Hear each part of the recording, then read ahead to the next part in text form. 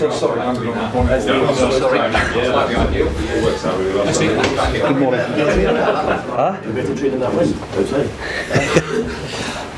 We'll have to train somewhere. Yeah, why not? It's only a bit of wind, isn't it? It's always windy.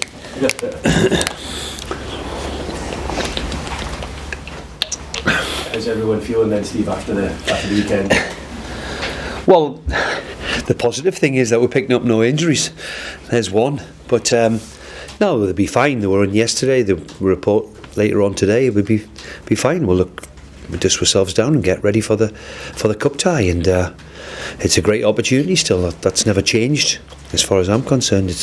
We've still got a great opportunity. We'd love to have done it a week ago, but we'll get ready for Oxford and treat them with the respect that they deserve. Obviously, with it being the winter break, so to speak, this week, had you planned to give the players some time off? Is it punctured your plans at all? I think all of us have give the team, every team, a little bit of time off. I think that's what the whole idea of it was. However, it's not as long as I would like to give them, but they're still going to have 4 or 5 days off and have a long weekend, which is better than nothing. But that's what we get for not winning the first one. And what you have done so far in this competition is you've played very strong teams. Do you plan to continue to do that? We've got no alternative, because we've still missing 7 or 8. The 2 lads who made the debuts, Danny and they both can't play because they weren't registered in time. So we will be as strong as we possibly can.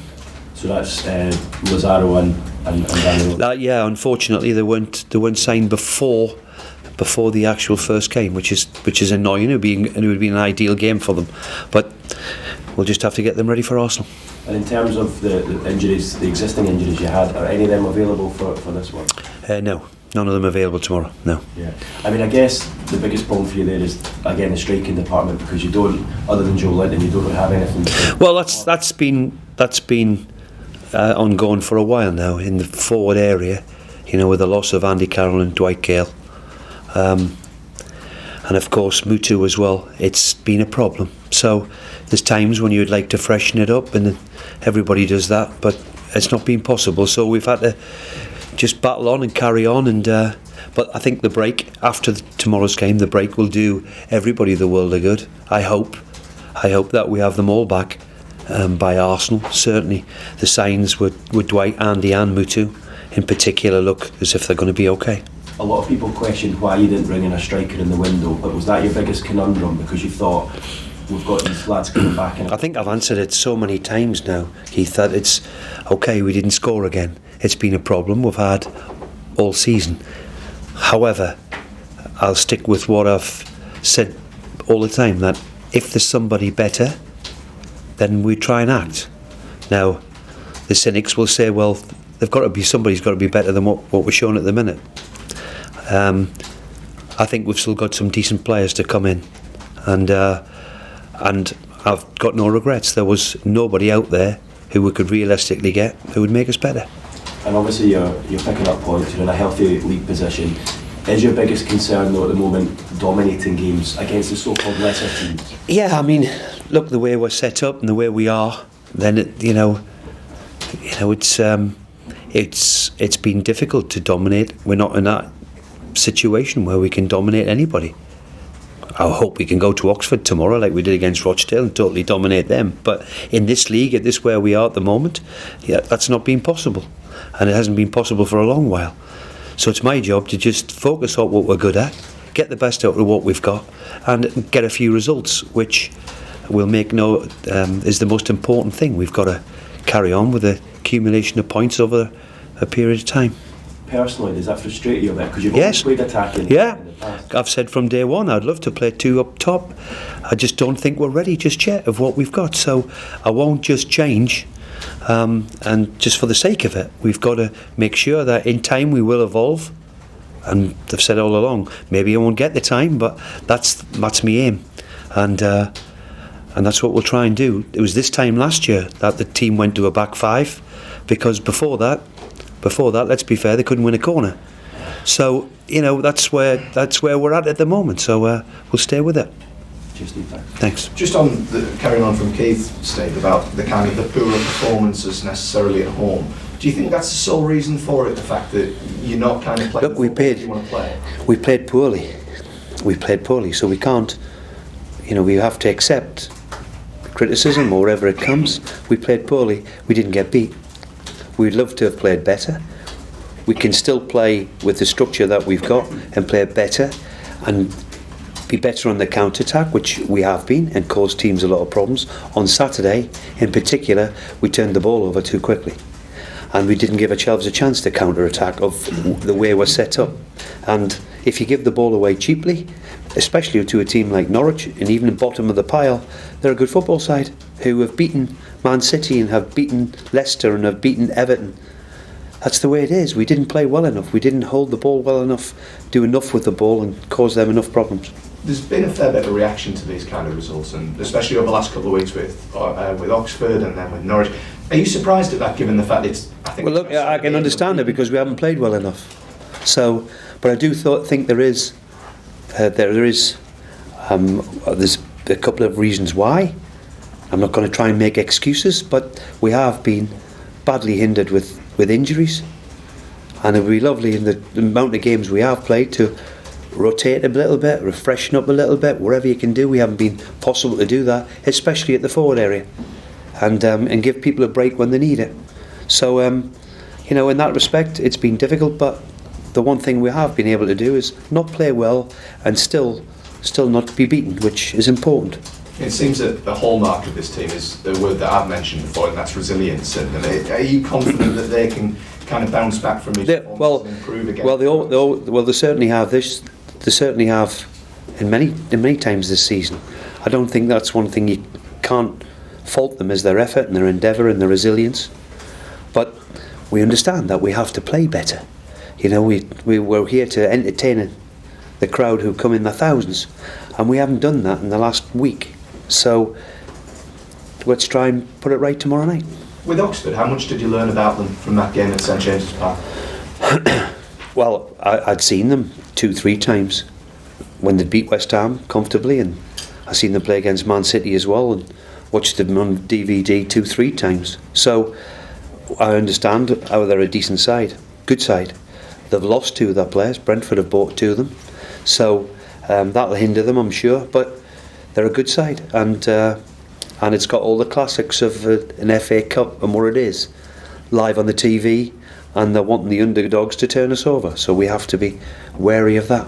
I know I mentioned the team. Was there any temptation whatsoever to even rest a couple of players necessarily for tomorrow night, given the heavy schedule? I don't think we've got. Well, listen, I will freshen us slightly. We've got 2 centre backs who are desperate to play, and Shah and Lejeune, they'll play, and so will the Longstaffs if they're both fit. We'll find out that today. So we will slightly freshen us up slightly, but over the past few weeks in the forward areas of the pitch in particular, it's been impossible. So we'll have to just crack on and do as best we can. Just finally, I know we've already kind of half touched upon it, but not looking too far past Oxford, West Brom in the next round. Well, we've got to get. City, like we've got to try and get over Oxford and take this one first. So let's get over that obstacle first. Thanks, Steve. Steve, you talked about your pride of getting hold to the final. I mean, do you think the players share your excitement about the possibility of getting to an FA Cup fifth round? I hope so, because believe me, it's one of the best days of your career. You get to an FA Cup final and look back on it when you put your slippers on and your pipe, which unfortunately I haven't quite got there yet. They're one of the great days, still one of the great occasions, and we forget how great it is. It's a wonderful, wonderful occasion, and I had the privilege to be in a few of them, and had a bit of success and a bit of disappointment. There's nowhere like losing on Cup final day, but the overall day, what it means to people, supporters, players, it should bear well. But even a fifth round is a lot further than this club's been for quite a while. Well, we've got to try. We'll try our best. I've said since I walked through the door here, let's try. It would be great. We've got an opportunity, and let's see if we'll go down there and put on a show. You mentioned 2 of the key players that Oxford have sold in the transfer window. Yeah. How big a loss do you think that will be for them? Well, you have to ask Carl that. Of course, their manager, he knows more than I do. But a Division 1 club can't really turn that money down. They're both good players. We've seen them play against us. They were very, very good. It's no surprise that they've gone to a level, and it'd be interesting to see how they do. But when they've lost two of the better players, I would have thought then. But I'm sure Carl will be thinking different. And when there's a potential giant killing, do you think the experience of Rochdale will help your players? I sincerely hope so. I think we all understand. That's why all the cameras and live on the TV and all the rest of it are there for that classic shock. So we have to guard against it. Is this potentially a pivotal week in the season? With you're almost as close to fifth as you are to the lower of the table, and then you've got this chance of getting. I seem to have pivotal weeks every week here. I think that's the job of managing Newcastle. Every week's a pivotal week. Goes from up and down, and it'll be a good week if we can go and get before the break. If we can go and get to the fifth round and be on 31 points, then I think we're all accepted that, no matter how we've got there. So, in difficult circumstances over the last month or so, in particular, we've shown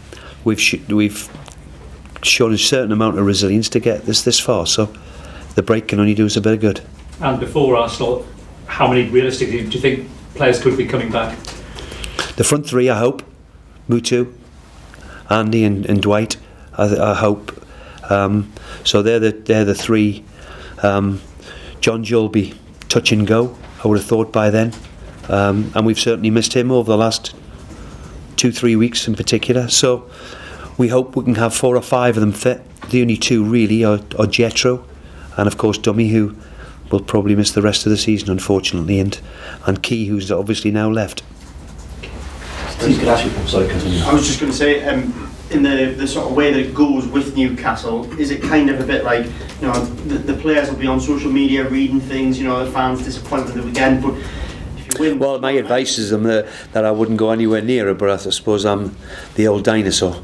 I'm glad I don't go anywhere near social media, and I hope that some of them don't either, because, look, there's one thing you can't ever do is control that and look and divulge into all that nonsense. It's I'm sure they're wise enough not to get involved with that. I suppose your message to them though is, look, forget about that. If we win tomorrow night, it's very quickly forgotten and 0-0 with Norwich. Look, we've got no divine right to beat Norwich. They're a good side, and we didn't play well enough to beat them. The team who've beat Man City and beat Everton and beat Leicester, they're at the bottom of the pile, but they're a good football team. So, and if we didn't play to our maximum, which we didn't, then we become unstuck. It's quite simple, but that's the way it is. What do you put that down to? Not playing well? You're not playing to the maximum.